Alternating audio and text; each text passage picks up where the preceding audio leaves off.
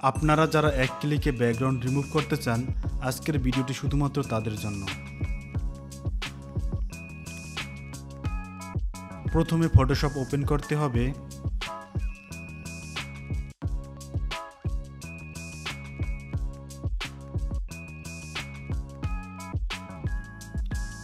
এরপর পছন্দমতো একটি আর্টবোর্ড নিতে হবে।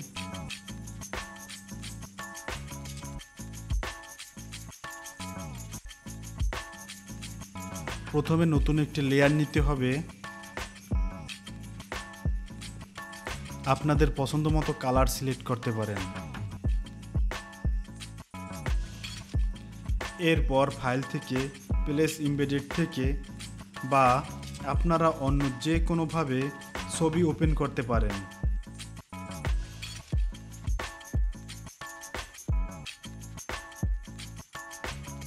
এরপরে সাবজেক্ট সিলেকশনে ক্লিক করে উপরে দেখতে পাবেন সিলেক্ট অবজেক্ট এ ক্লিক করতে হবে।